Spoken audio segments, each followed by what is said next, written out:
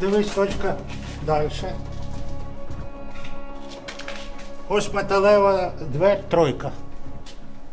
Це все один заряд. Пробиває наскрізь. Показую. Ось вона пробила наскрізь. Пробиває ці двері.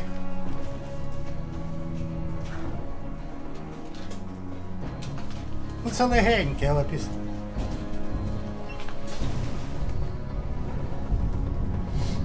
Ого. По будинку на широноті. Оце я тут стою у дверях. Хотів відкрити ці двері. Зайдіть, покажу, де вона закінчилась відповідь. Ось дивіться сюди. Ось я стою тут, вона оце пробиває, я тут. Сюди, сюди, там вибито, дивіться, моя рука там вся. І оце вона тут закінчила політ, впала сюди під ноги мені, а я отут стою. Ну дивіться, це чудо. Тепер подивіться, що в мене з кімнати. Ось дивіться. Оце що, це наступна квартира, дирки видно.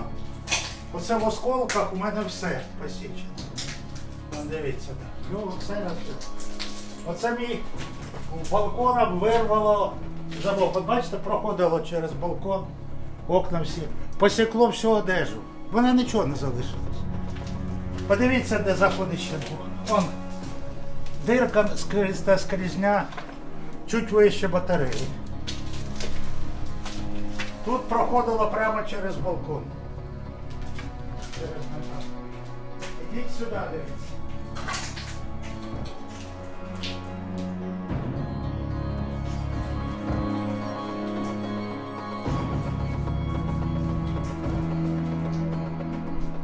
В мене не залишилося нічого. Оце що на мені.